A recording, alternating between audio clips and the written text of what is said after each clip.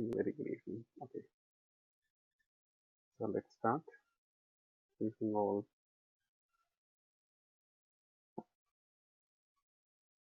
So in the last class, we were working with the querying. So today, so let's carry forward our discussion of this query.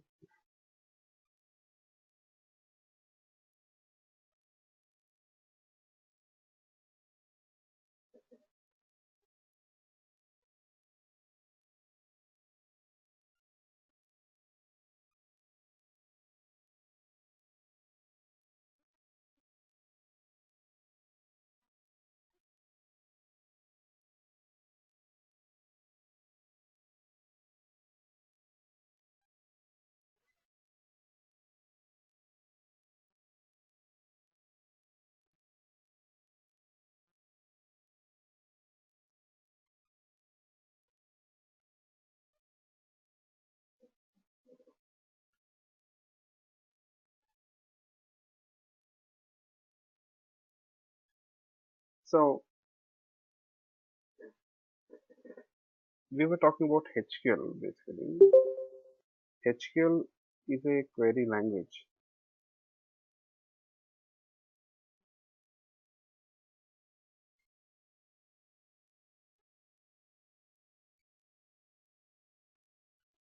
Which helps us to overcome the limitations of SQL, structured query language. How HQL is object oriented and SQL is not based on. Now, it's not database dependent. HQL, unlike SQL, it is not database dependent. So we write a HQL query. You see, this HQL query will be transformed into native SQL query, which can execute on any database server, right? So the Hibernate framework, based on the database server with which it is trying to interact, will generate that SQL query. Yes.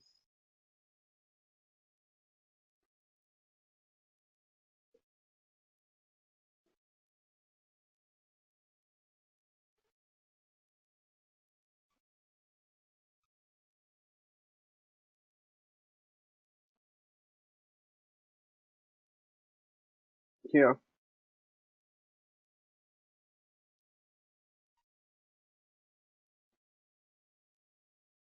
now we have written this query. So this query, you can also write it this way: select the P from product P. What is P? P is the alias or a reference to the product type, product class type. See, we're declaring it here. Product P. So P is the alias or a reference of type product here. That is what we are doing. Yes. Now,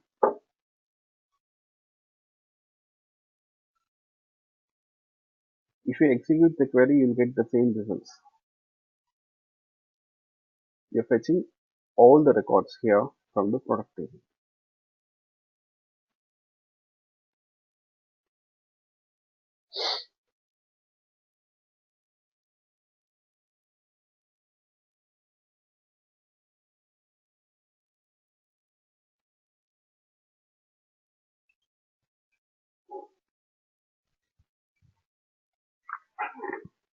You see,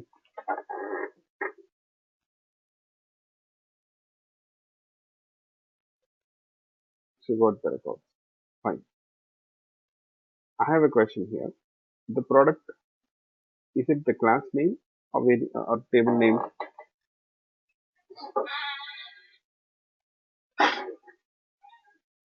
The product here, is it the class name or table name?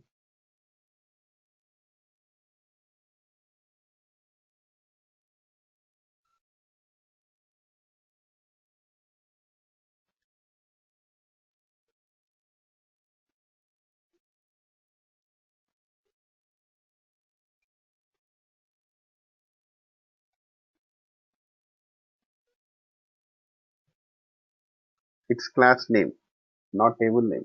It's a HQL query, not a SQL query. As I told you people, in HQL query, we don't use the table names and column names. unlike your SQL queries.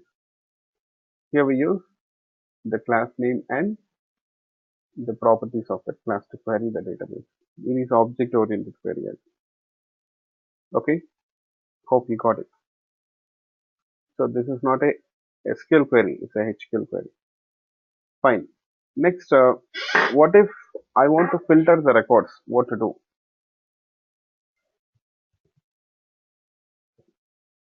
Would like to filter the records. What to do?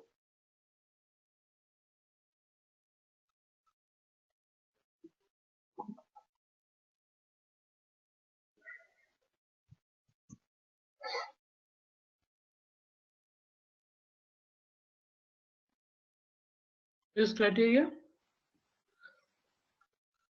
Uh, no. You see, generally in SQL, what you'll do, you'll use where clause. If you want to filter the records based on a condition, we'll use where clause, right? Here,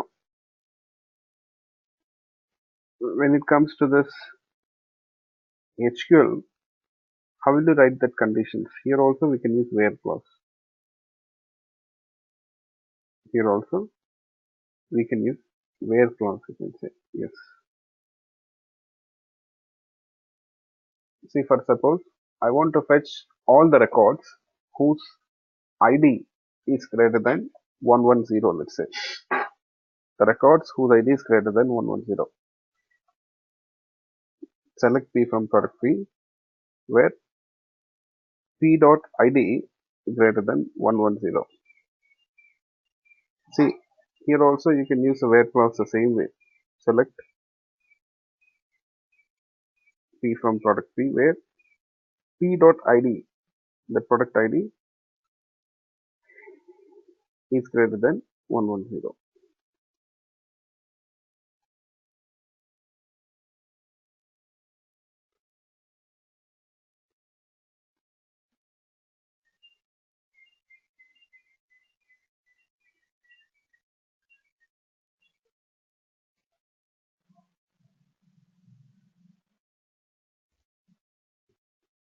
Okay.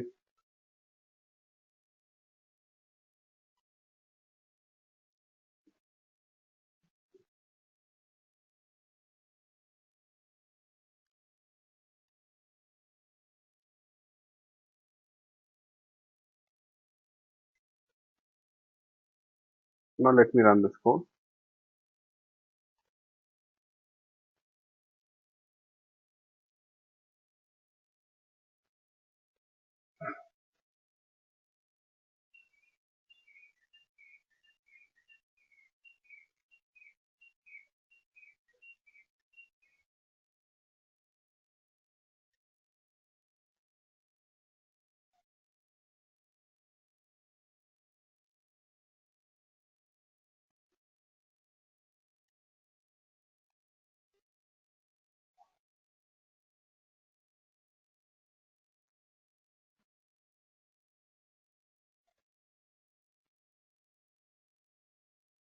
So you'll find that the records will be fetched from the product ID starting with 11111.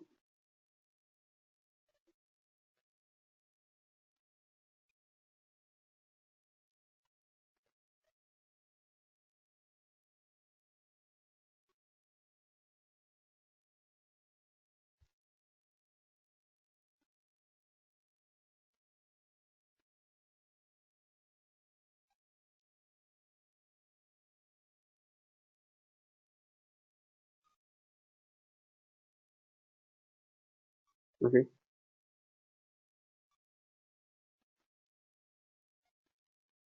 So now, for suppose, let's say I have another condition. I have another condition here. What to do? The product name should start with a character, with a particular character. The product name, it should start with a particular character here. Yes.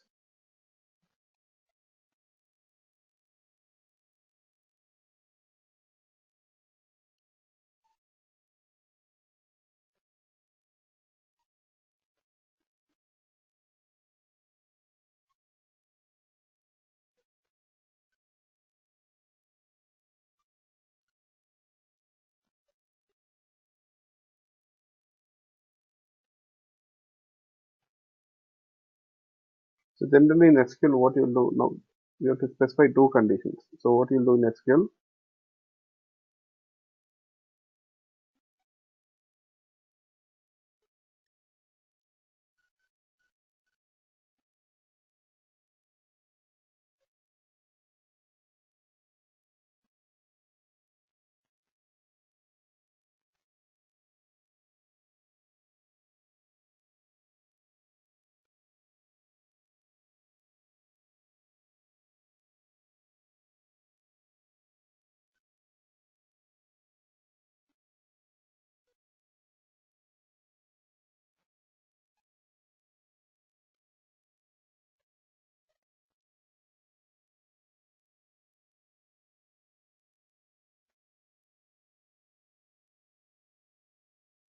we'll use logical operators like and or, right? Yes, here also we can do the same. You see, I can use and, let's say the product ID should be greater than 110 and product name should start with, let's say, T, okay, where P dot name will use pattern matching operator T percentile. Yeah,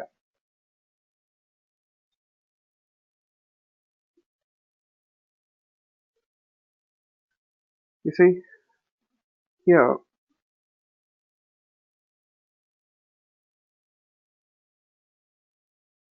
whenever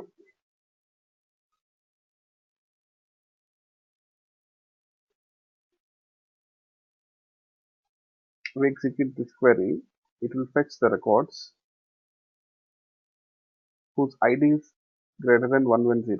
The ID should be definitely greater than 110 and the product name should start with T. Product name should start with T. Yes. So both the conditions have to be satisfied here. Yes.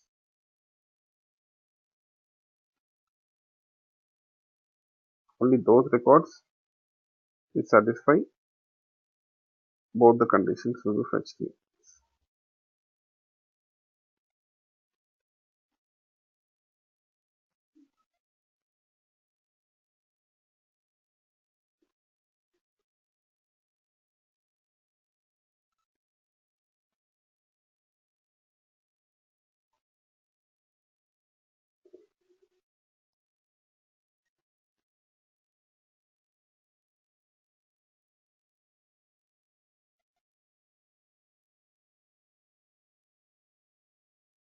Yeah, you can check this. We got only a few records this time.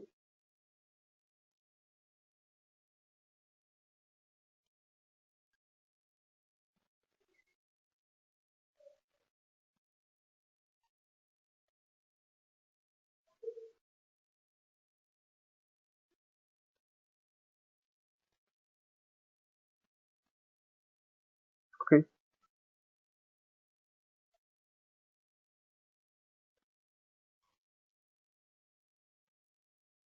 See, it almost looks similar to your SQL, right? Yeah. Now the next thing is here. I don't want to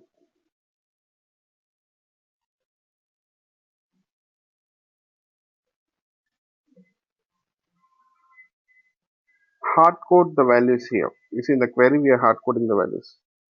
What happens if you hard code the values? You see,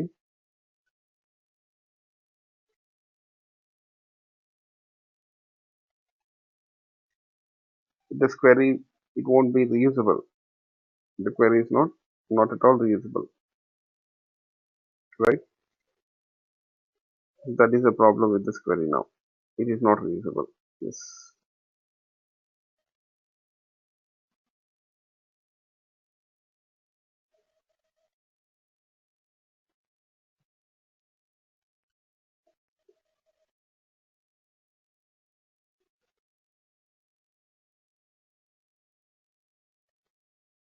Okay. Now, already we did this in JDBC. We have used bind parameters, right? We can also do the same here. Okay, so query with bind parameters. So I'll replace this hard-coded values with this bind parameters. You see the question marks.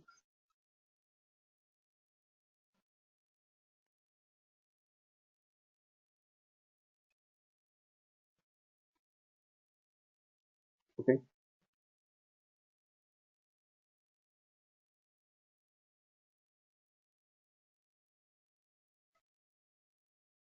Yep. Just a second.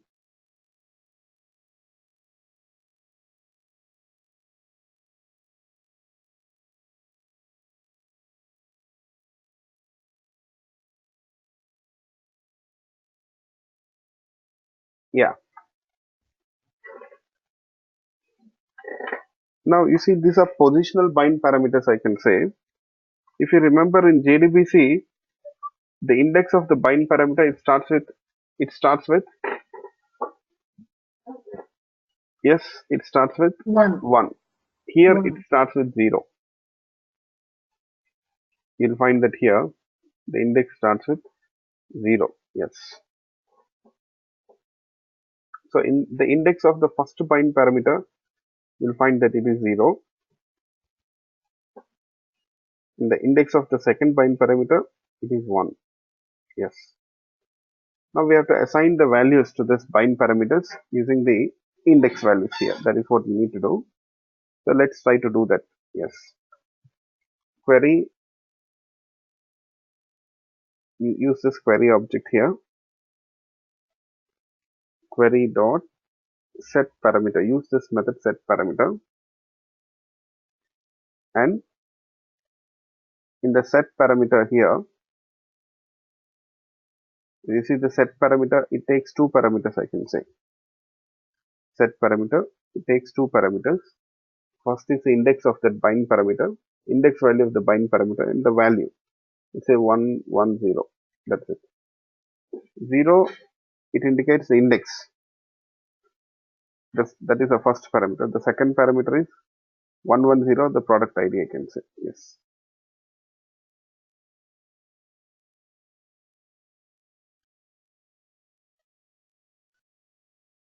So that is how it works. Yeah. Okay. Next, we got another bind parameter. Right? Let's assign the value to the second bind parameter here. Set parameter index is 1, and let's say the name should start with 3%. That's it. I'll change it to S. Let's say that's it.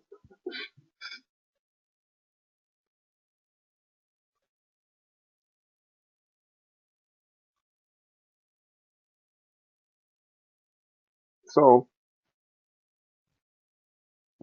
now you see here, this way on the fly, we can assign the values to this bind parameters, and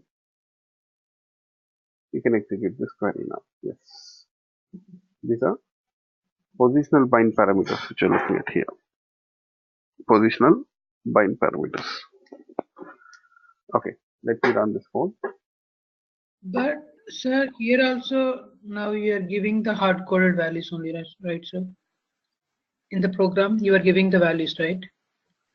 Now you see, you generally as of now here in the main method you did this, so you will define it somewhere else. You may have another method. To that method you'll pass it. First of all, what you're doing here, from the query we are removing that hard-coded values. Now Yes, this yes, is sir, the, I understand. now you can pass it anywhere. I mean, you can define this method, a separate method. Now you will understand it that way because that is what you're expecting. Now, but you can write all this code in a separate method. Fetch products by ID. Here to this method you can pass that values.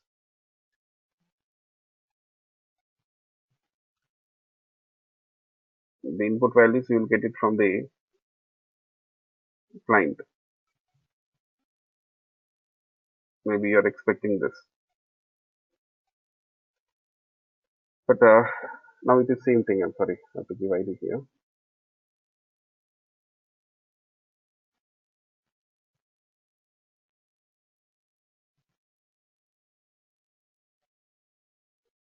So this method, now in this method you have this code. What this method does, it takes an ID and a name, and that ID and name you'll assign it to this bind parameters. Yes, you can call this method fetch product by ID, and you can pass this values. Yes, say 1110 x percentile. So the main point is removing that hard-coded values from the query. Yes. Now at runtime, you'll find that as of now, here in this case, okay, you're calling this method in the main method. You call it somewhere else. So where that values are passed dynamically always. Yes. See,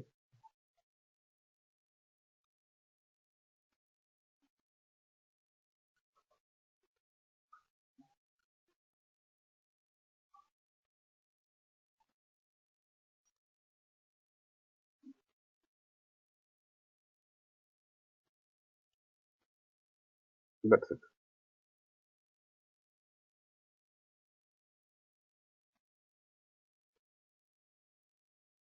Okay. Is it possible to give it the values at runtime, sir?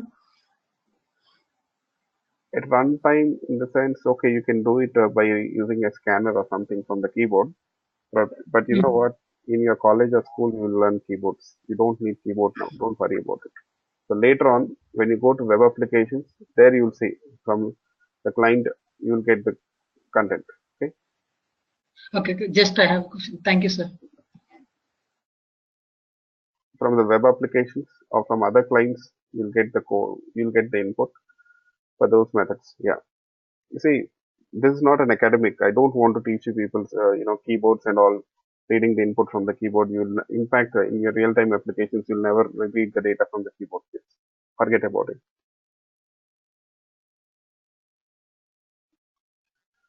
Okay.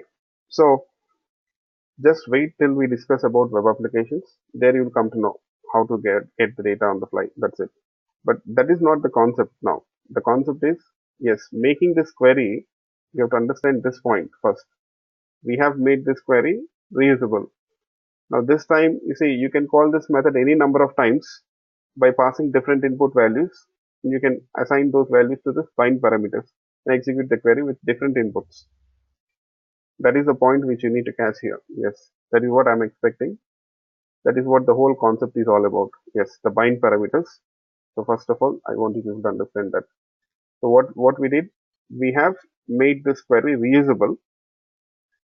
You see, this time we used bind parameters to make the query reusable. So we can pass the values here. We can assign these values to this bind parameters while we execute this query. At the time of executing this query, we'll assign the values to this bind parameters. That is what the point is all about. Yeah. So still anyone got any questions?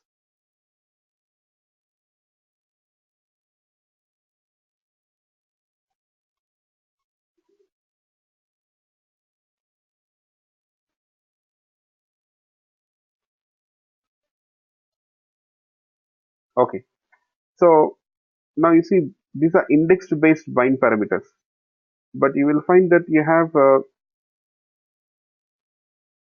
named bind parameters also. In JDBC, you'll find that we have only indexed bind parameters. In JDBC, you'll find that we have only indexed bind parameters, positional bind parameters, I can say. But when it comes to this Hibernate framework also provides one more option here. What is it? Named bind parameters. Named bind parameters. Because index-based bind parameters can be confusing. Index-based bind parameters can be confusing. So that's the reason why in Hibernate framework, even named bind parameters have been introduced. So that means instead of using these positions for the bind parameters or indexes for the bind parameters, we'll be using names for the bind parameters. We'll be using names here for the bind parameters. Yeah. So let's see. I'll comment this query.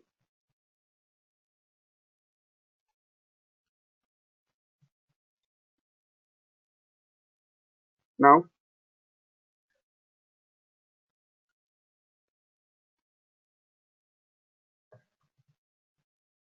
this time,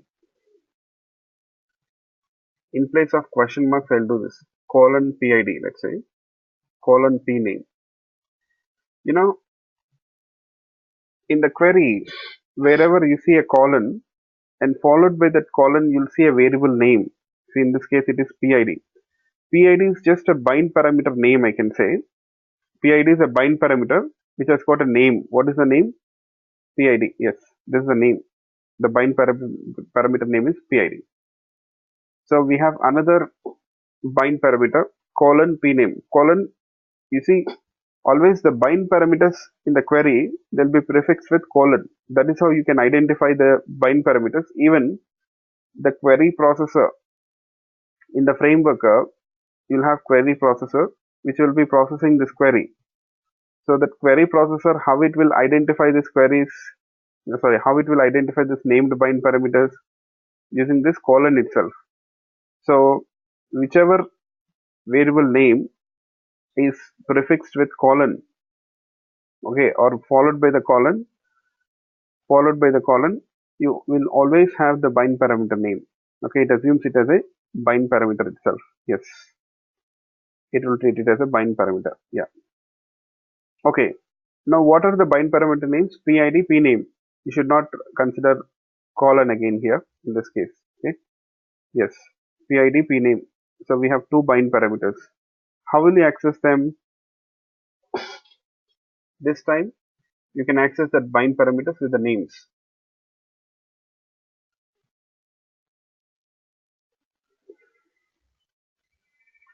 Query dot set parameter name. What is the name? PID. And you'll assign that value which you'll get as input to this method. Query dot set parameter PName name. Yes.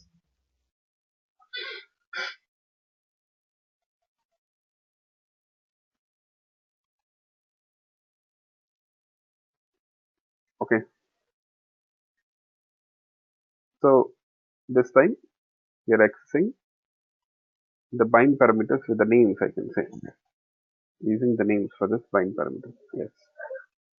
So now this approach is better, right? It looks better. Yes. So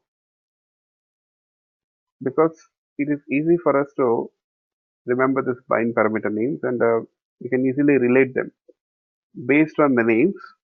We can relate that bind parameters to the column names. PID is related to that ID column, right? Yeah. ID property, I can say. I'm sorry. ID property. Yes.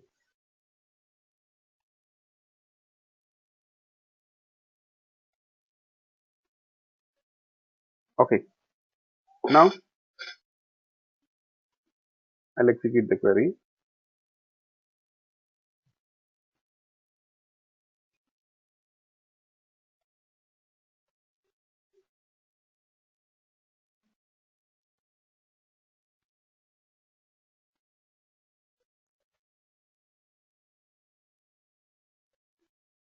You'll get the results. That's it.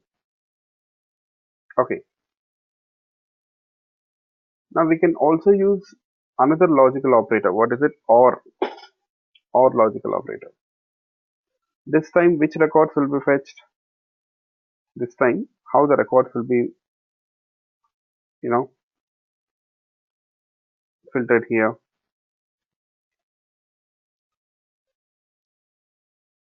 Both records will fetch Both records. PID and PName.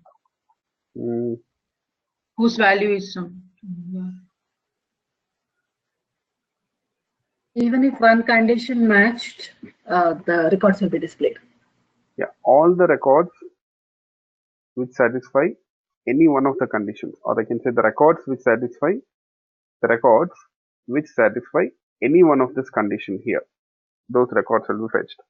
Either the product ID is greater than that given value, or the product name starts with that given character. If so, that record will be fetched here. Yes.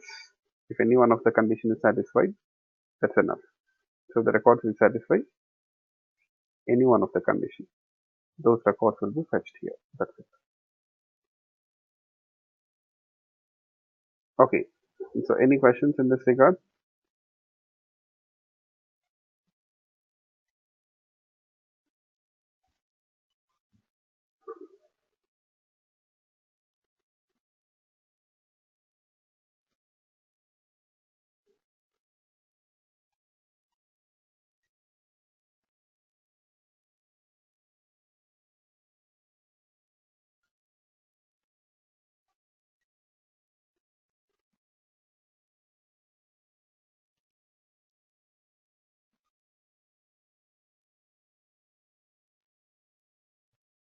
Okay.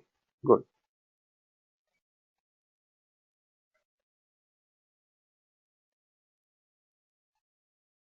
Now let's write projections here. What are projections?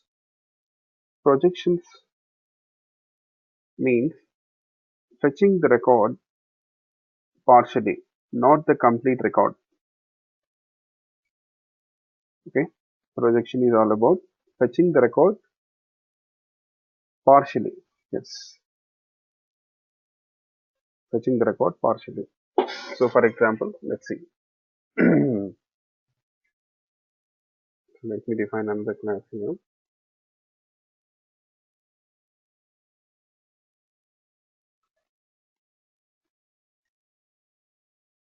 It's the test projections.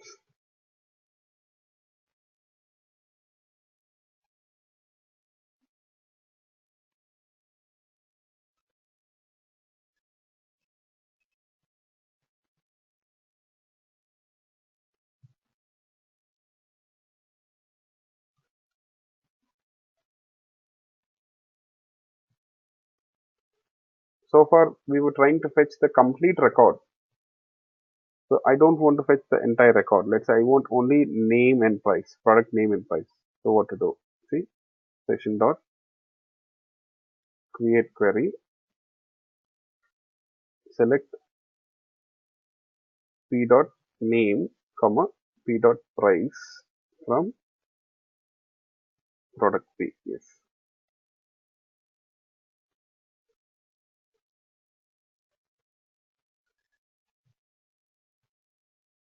Okay, sorry. So in the query, you see what we have done. We just specified the name and price. That means we want only that name and price to be fetched, not the entire record, not the complete record here. Yes. So this time, how this record, okay, which contains only name and price, will be represented here on the Java side appropriately.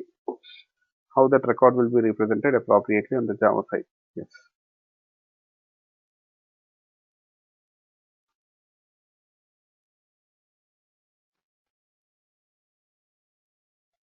Yes. In object oriented way.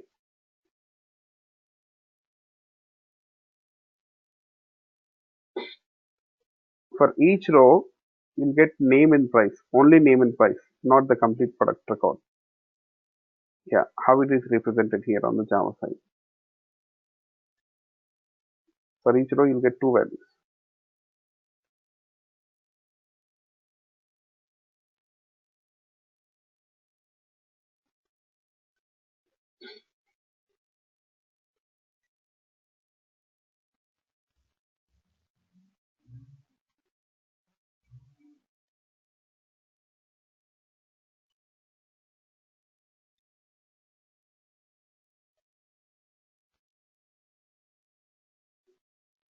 You know, for each row, we have two values. One is name and the other one is price. Name is string type, price is float type, right? Because we have two different values for each row. To store these two different values, an object array is created here. An object array is created. For each row, an object array is created, and these two values will be stored in that object array, I can say. These two values will be stored in that object array. Yes, that is what happens. For each row, an object array is created. Yes. So maps also can be used, but here internally it uses object array because object array is more lightweight compared to map. Map becomes heavyweight for us. For each row, if you have to create a map, then it will be difficult, right? Yeah. Or even storing that values into a map here. Instead of that, what it does, it just uses this object array, which is a pretty simple and straightforward, right? Yeah. It's not complicated now for us. So, I mean, this is how this map that Hibernate transforms the records. So we don't specify anything. Hibernate itself will do that. Yeah. So for each row, you'll get an object array is created. That means if you have 10 rows, how many object arrays will be created? If you have 10 rows, how many object arrays will be created? 10. 10. 10 object arrays will be created. So you have a collection of object arrays. So you need a collection here. Okay. So you'll find that the framework here, it will store all these elements into all this object arrays into an array. Into a list. So if you have 10 records, 10 object arrays are created. All these object arrays, in turn, they are stored into a list and it returns that list object reference here. It returns that list object reference, I can say. That is what it does. Yes. Yep. So now let's execute this query. So how will you execute a query actually? How will you execute a query?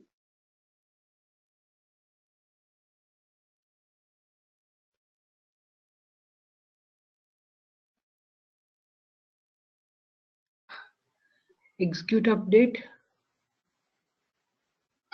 No. How will you execute this HQL query? We saw this several times. List. Use list method. Okay. List method. So this method now, it returns a list of object arrays now.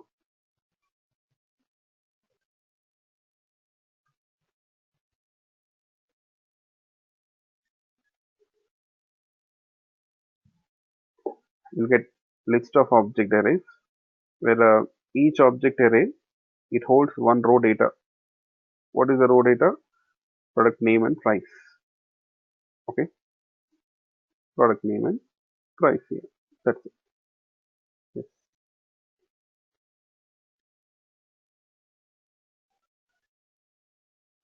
Now let's try to iterate through this object array.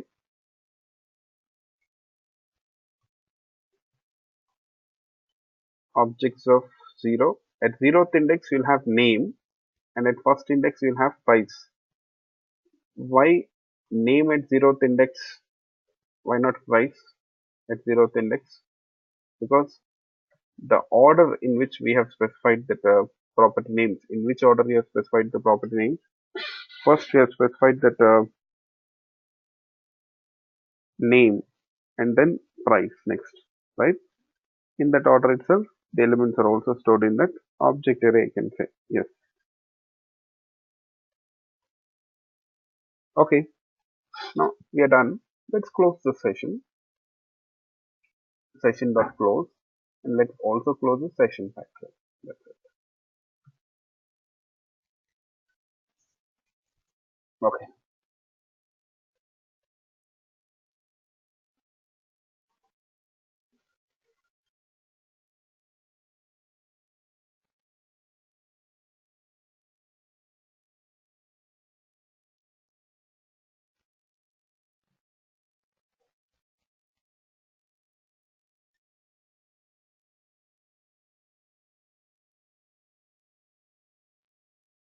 Okay.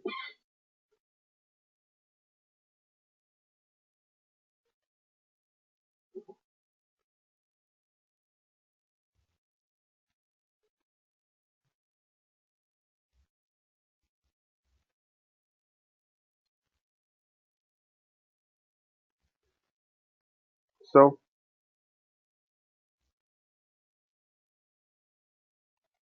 I hope you people got it. How to work with projections here.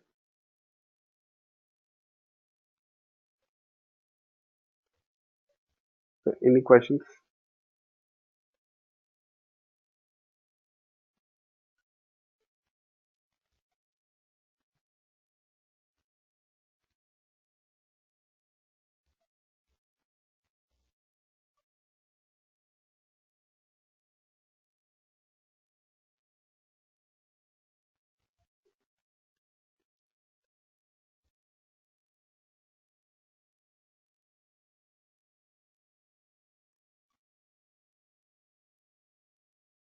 Okay, good.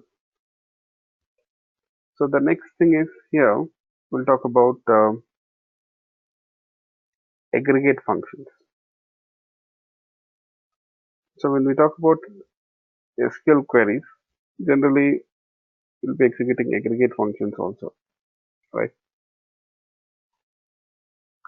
So how will you execute this aggregate functions here? That is what you need to understand. Yes. So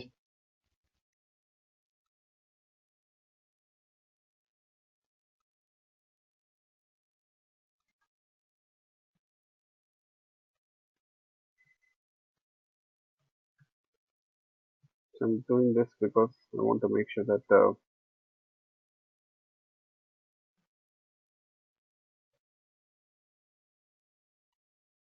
you can practice them separately.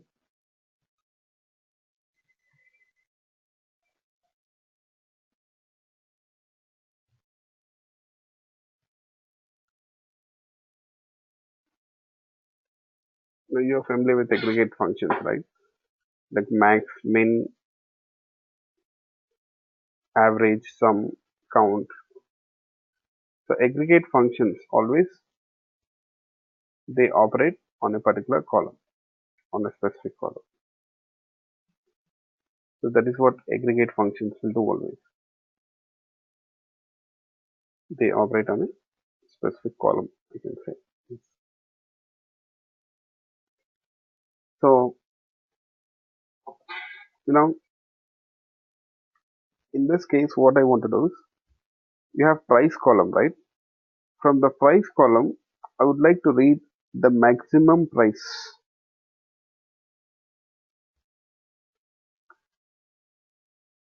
I want to read the maximum price here. It's from the price column. How will you write this query? Let's see.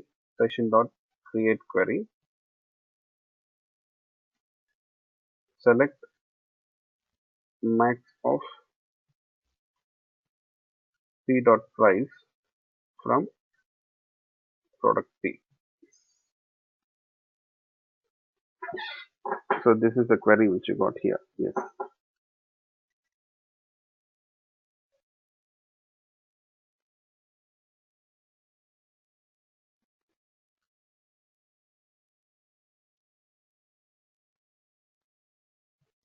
Now this method it returns a query object, right? So you take that query object and then use that query object to execute this query here. Yes. Use a query object to execute the query. Yes.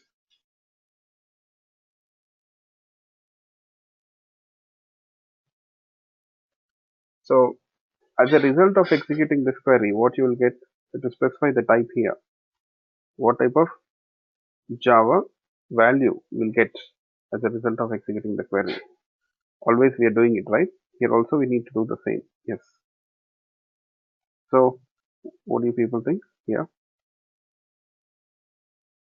What you'll get? What type of value we are expecting here?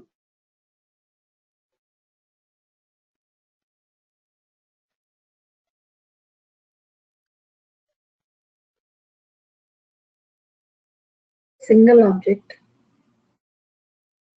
What type? Price, no? Product. Not product. Product. Oh, yeah. No. Yeah, only objects. we are trying to fetch the maximum price, right? So price is what type? Price file is float type. Yes, sir. Float type. So Ob- that is what is expected here. As a result of executing this query, we'll get price which is float type. So you have to specify the type here, that result type. Yeah. In this case, you have to specify the float. That's it. Max price. Okay. Just a minute, please. Just a minute.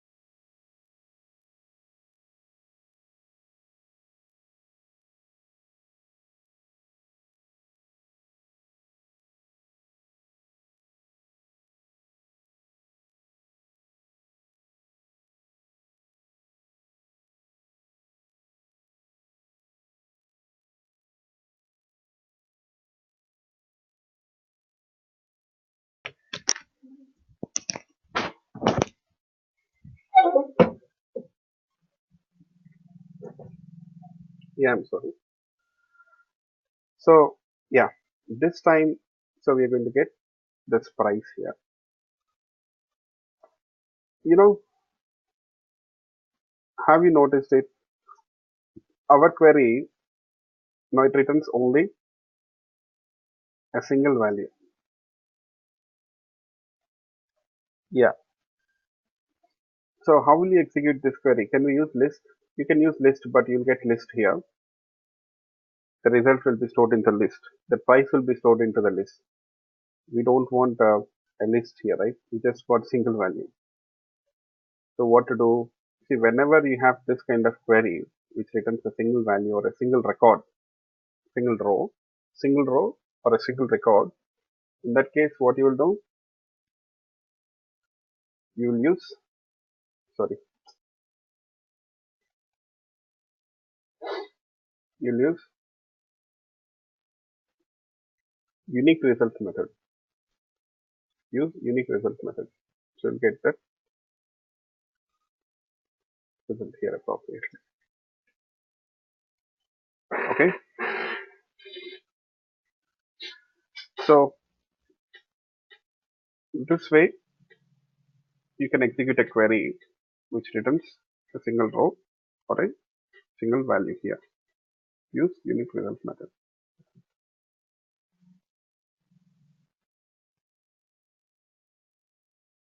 Okay.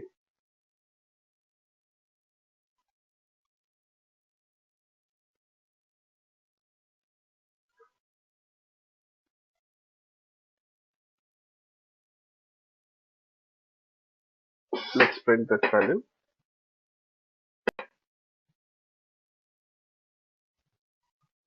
Price.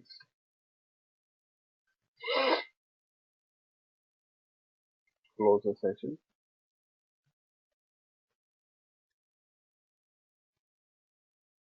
Close the session factory.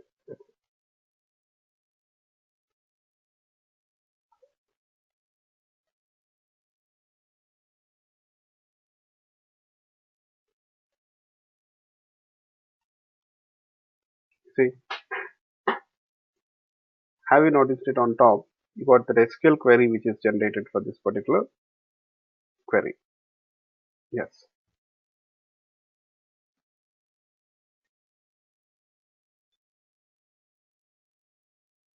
Yep. Any questions?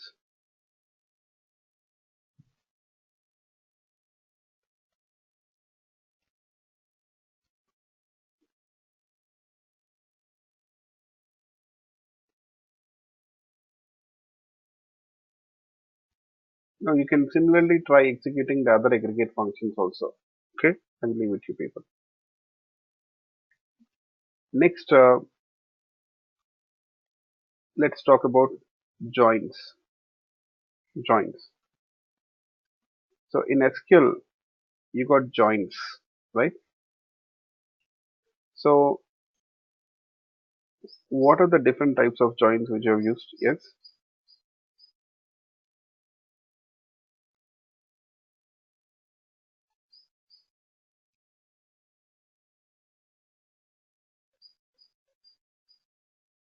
Left join, right join, inner join, outer join. Yeah. So actually, why do we use joins? Combining two tables, combining any number of tables, joining Okay. joining the tables. Yeah. So generally, why do we join the tables? So that you see, if you have to fetch the records from more than one table in a single query, I'm sorry, in a single query, you have to fetch the records from more than one table. Yes. In that case, you can go for joins. Yes.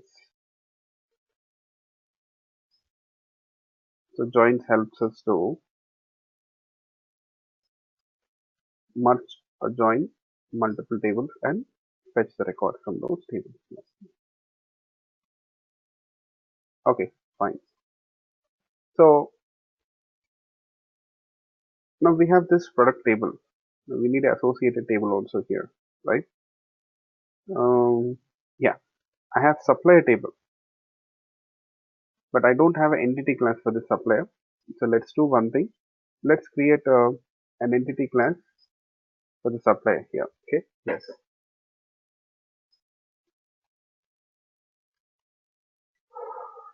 I'll show you. Just a minute. In the database,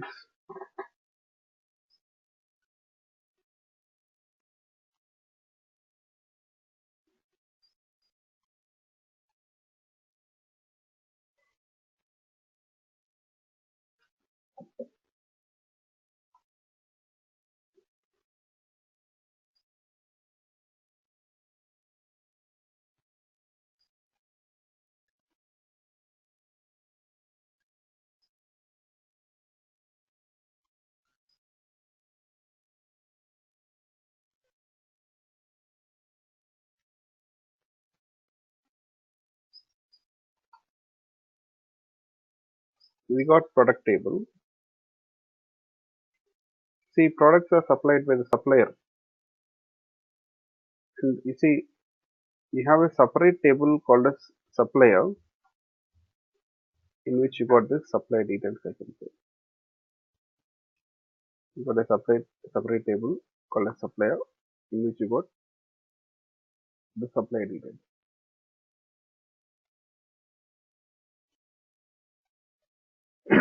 See, supplier ID name.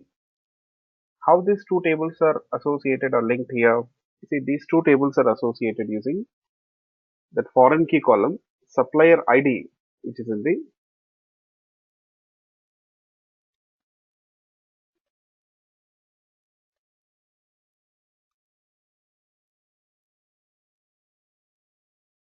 that product table. You see, in the product table, we have this supplier ID.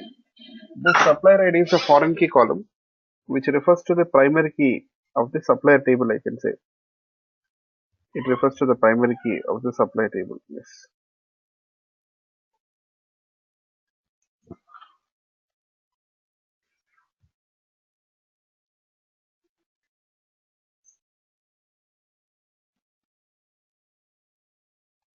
Yeah.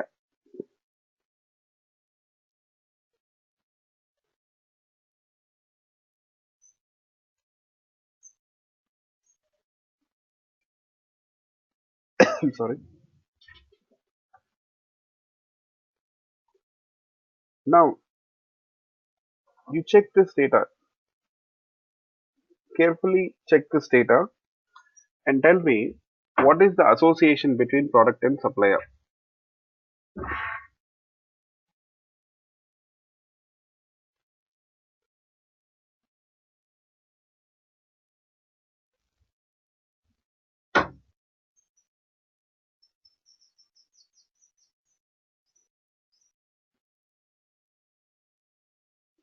Many to one.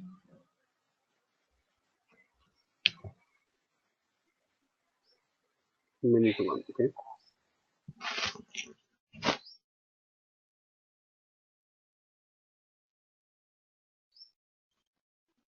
Yeah. What about others? What is it you think?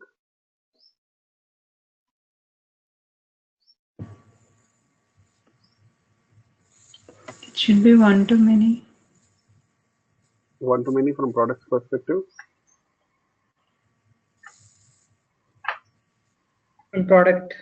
Yeah, from product. One product should be separate, can be supplied by different suppliers. So actually, it is many to one from product's perspective. I can say. Have you noticed it? Many products are supplied by the same supplier. If you can check this, the supplier IDs 99902 is a supplier ID which is supplying all the three products here. Yes.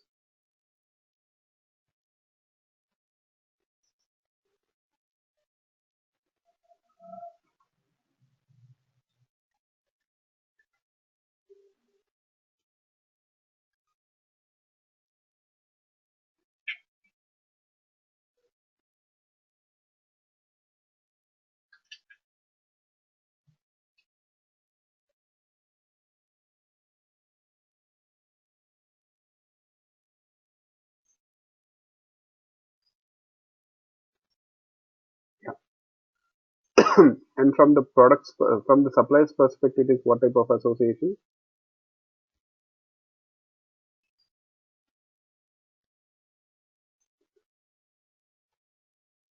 One to many. One to many.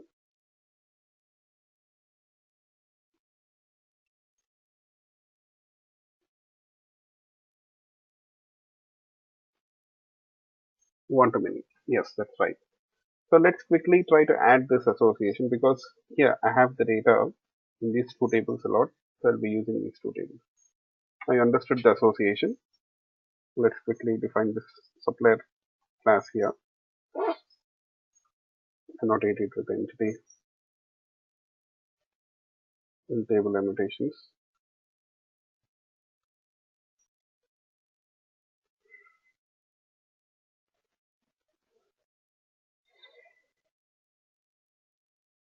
On top of this ID property, and add this ID. That I won't map these properties to the columns. I won't map these properties here to the columns. Okay.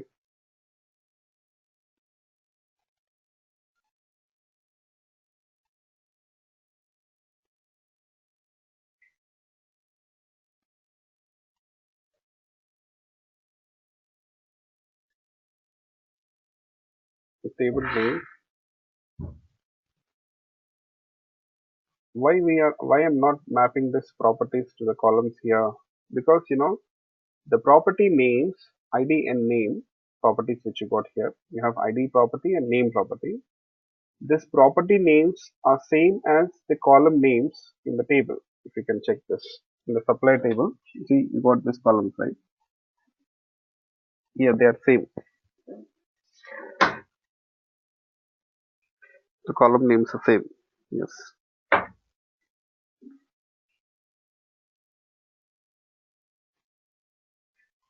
So in this case, you don't have to explicitly map it. You don't have to map it.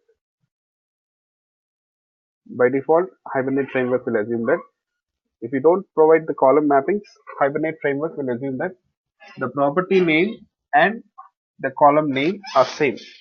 That is what it assumes. Is this point clear for you people?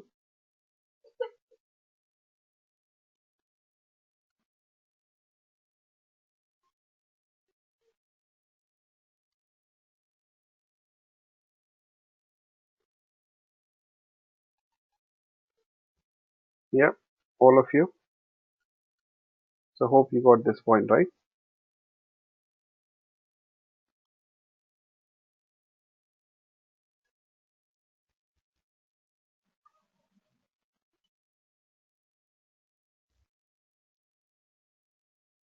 So now let's add a default constructor and a parameterized constructor.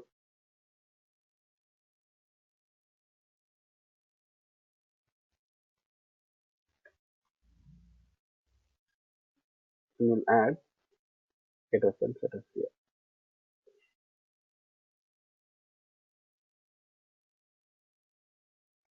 And that's it. Now the next thing here, from the product's perspective, is many to one association. So in the product class, I'll add a reference to the supplier.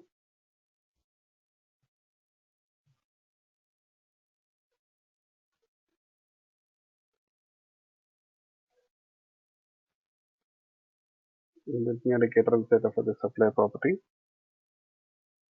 Get supplier, set supplier. Okay. Now this property in the product class, what it is doing, it is actually representing many to one association. So on top of this property, I will add that annotation here, many to one.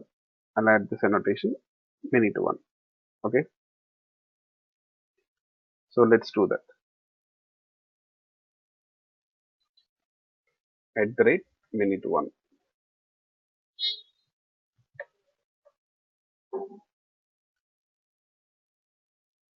Okay.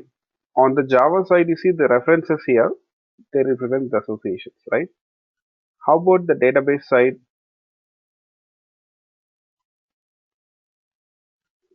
How about the database side? How the association is represented on the database side? Yes.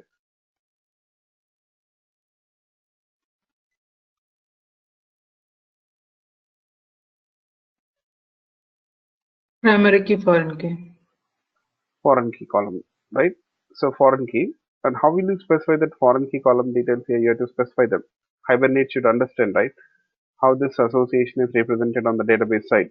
Because Hibernate itself is supposed to manage this association.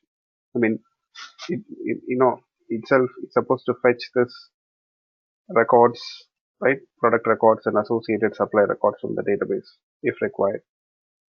So how will you specify that foreign key column details here? Yes.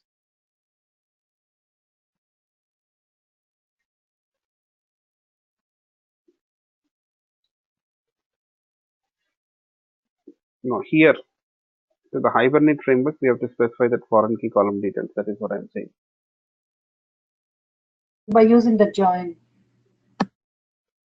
Join column annotation is used. Alright? Yeah. We got Yeah. join column annotation. All of you. Annotation. Join column annotation is used to provide that foreign key column details here on the Hibernate side. Yes. So that Hibernate will appropriately helps us in managing these associations. Yeah. Okay, fine. So at the rate join column name equal to supplier underscore ID, where it is in the product table. Yes, that's it. Now we have this supplier class, a new class, entity class. Let me register it. You should not fail to register this class. If you don't register this class, Hibernate framework will not identify this class.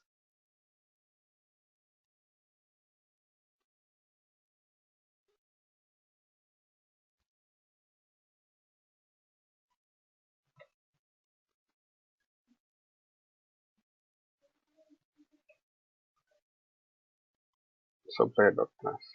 That's it.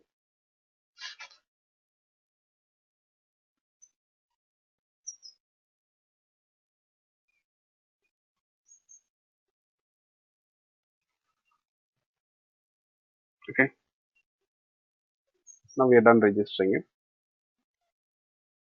So let's write a join query now. Okay, we got this classes here. Now let's talk about joins. Let's come back to our discussion of querying. So far I didn't talk about querying, I can say actually. It was not related to querying. But because we need two classes, two tables to work with joins, I did this now. Yeah. So let's talk about SQL joins.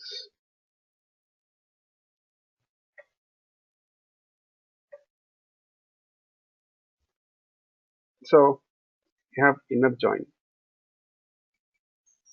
So inner joins will help you people to fetch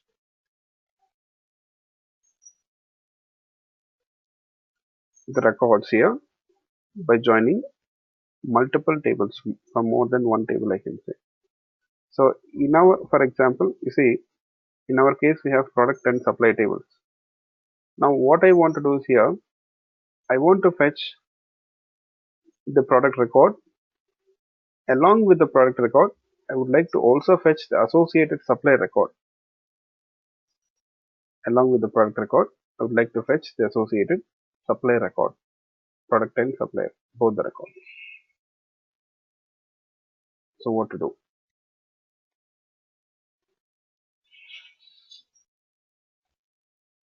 Product and associated supply record. So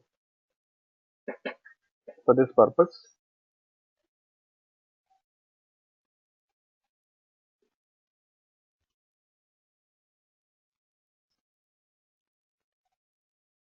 First I'll show you in the SQL. You need to understand this query in SQL.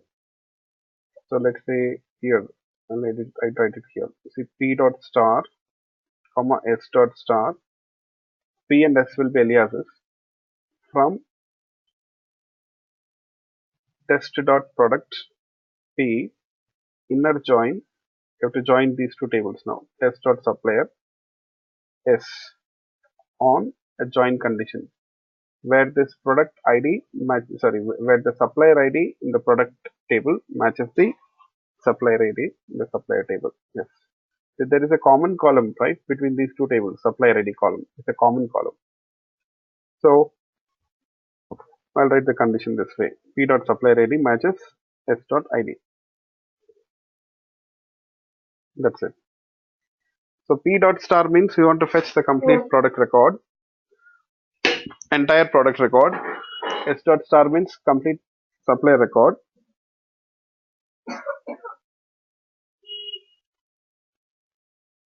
From test dot product P inner join. You see now we are writing the join query. We're joining these two tables here. Yes.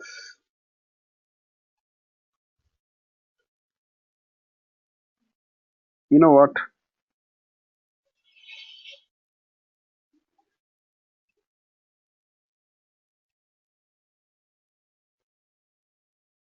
We are joining the product and the supplier tables using this inner join clause.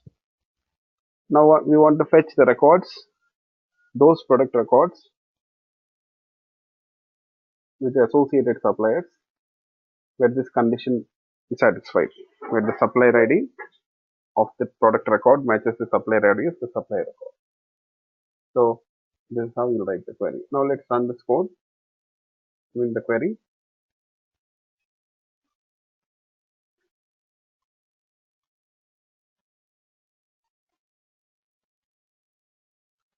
Have you noticed it? Now this time you'll find that in each row you got a product as well as the supplier record. Yes.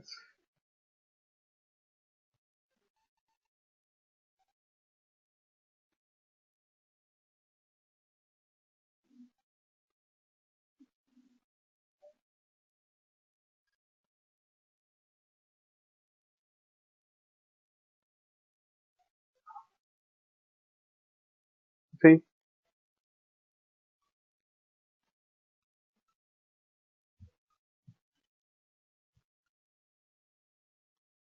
for each row we got two records, a product and supplier record. Now how will you write this join query in the in HQL? You see, in case of join query in SQL join query, you see, especially we are using this foreign key column to write that condition here, to represent that association between the two tables. How these two tables are linked, that association helps to fetch the record. Yes.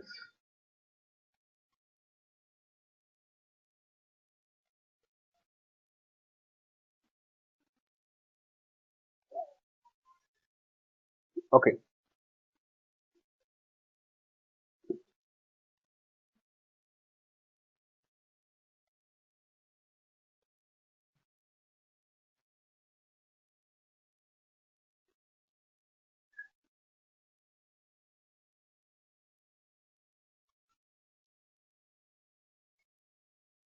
Now let's write that query here.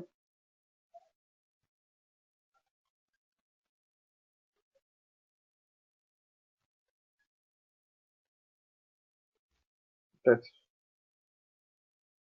joins.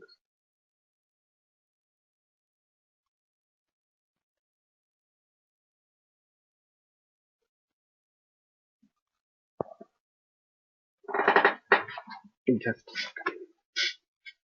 test join.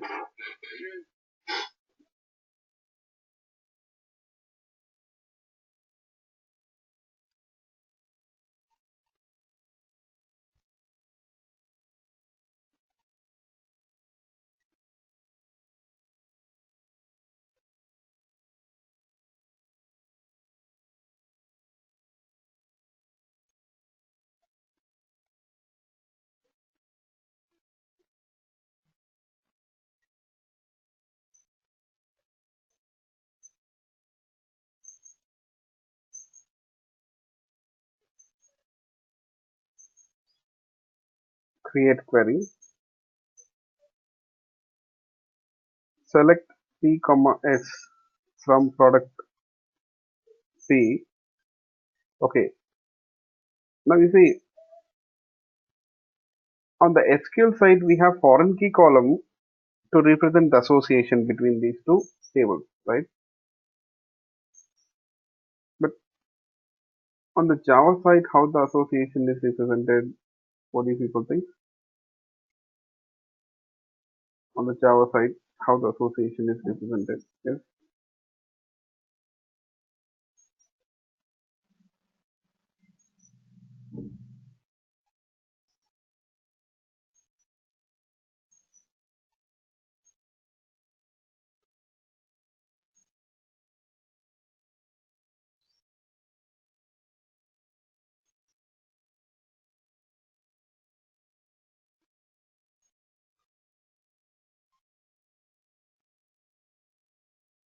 Join column.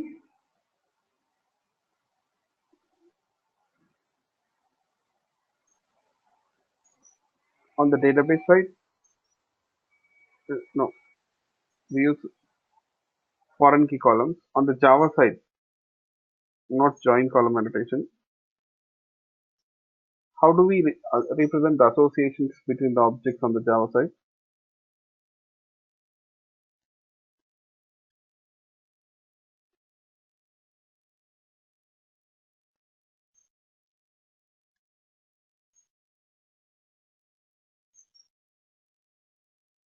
So menu one, that's the one you use. We use object references. Always references, object references.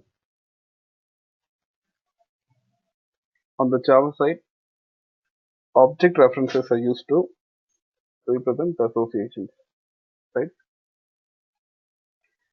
Object references are used.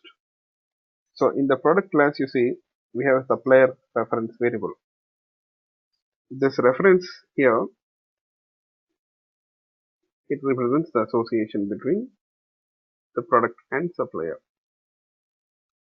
It represents the association between the product and supplier, I can say.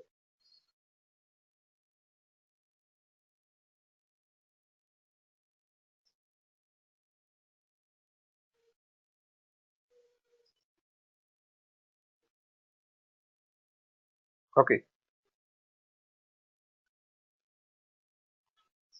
You see, the supplier property itself will use it here in the query, in the join query.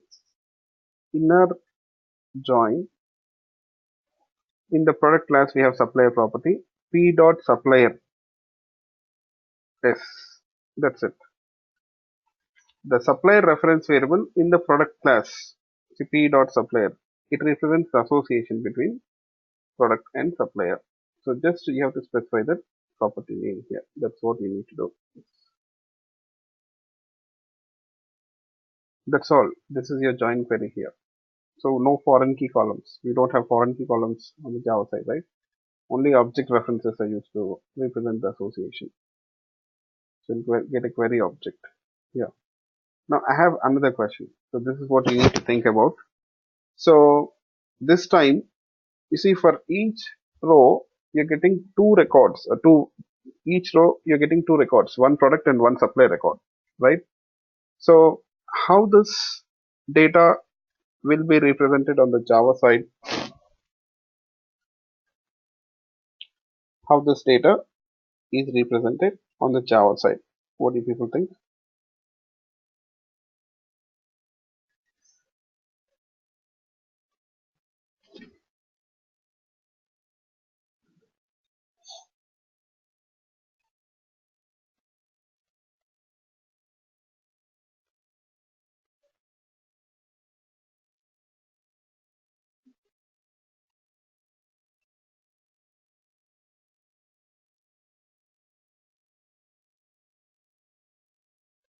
You have product and supplier objects, supplier records. So for product record, create a product object. For the supplier record, create a supplier object. That's it. What is the issue here? You got the point?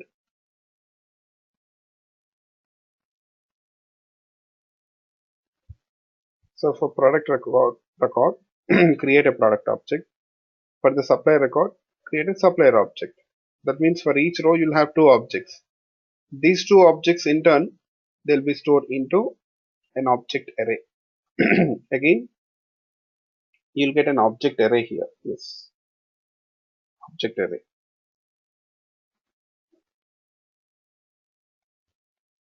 For each row, one object array is created. In that object array, you'll have a product record as well as the supplier record here. Yes, the product and supplier records, both. Sorry, product object and supplier object. Now, let's execute this query using list.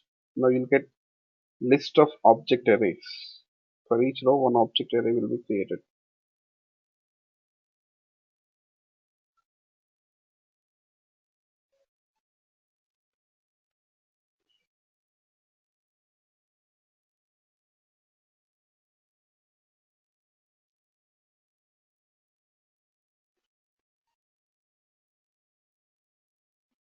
Objects of 0.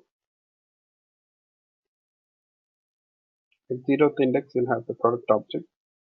Because in this query, first we have specified the product type. P refers to the product type. At first index, you'll have the supplier reference. Objects of 1. So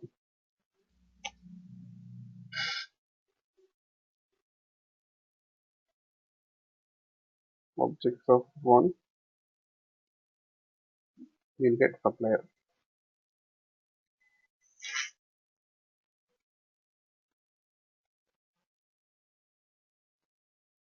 So already we have the code to print the supplier details, right?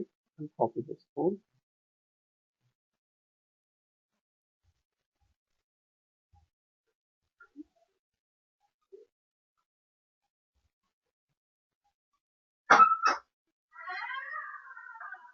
And we have supplier.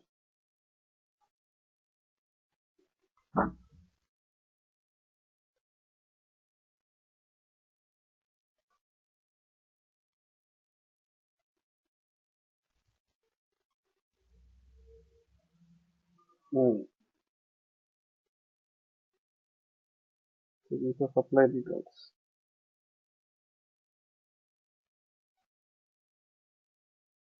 Yeah,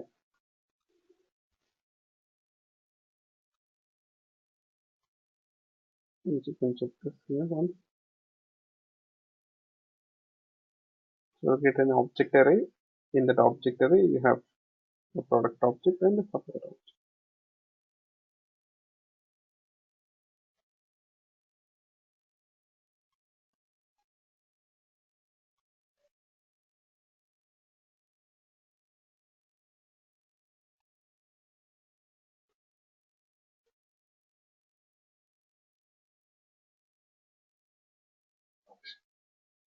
Okay,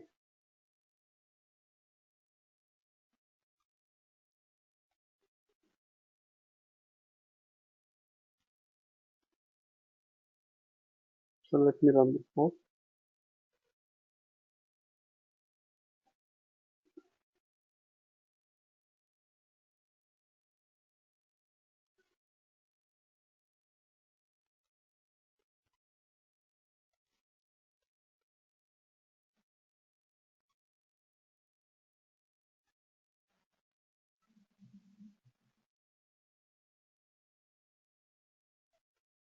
You can check this records here. See?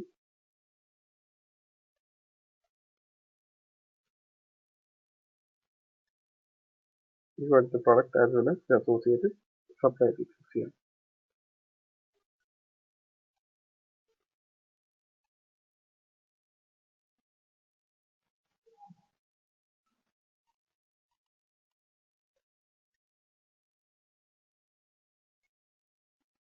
Let's inspect the query which is generated by this Hibernate here, the SQL query.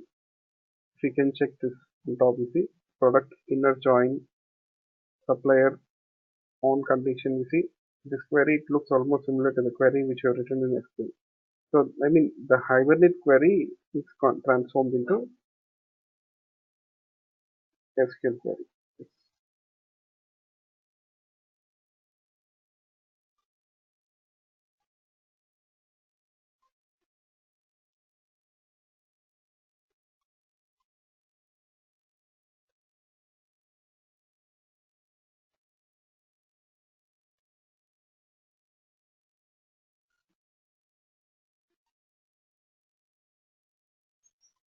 So is it clear for you, all of you,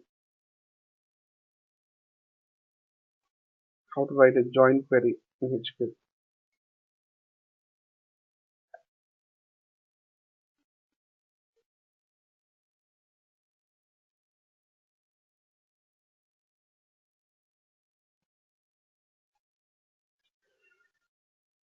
I'm sorry.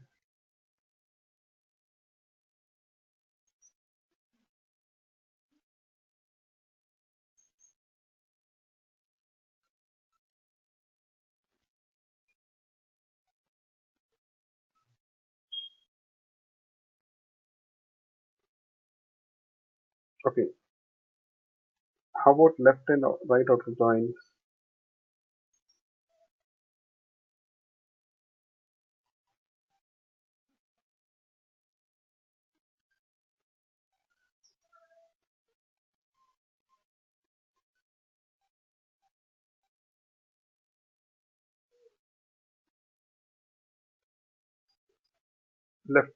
Left outer join and right outer join. You know, I will leave it to you people, but in the next class I'll show you. But meanwhile, you people can try working out with those queries. Okay. Um, I'm exporting this.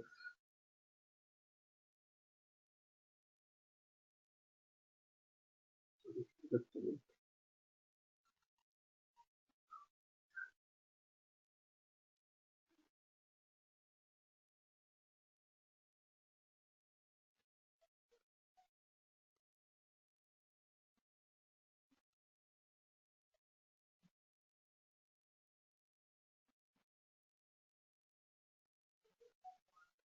Now it is in the Dropbox,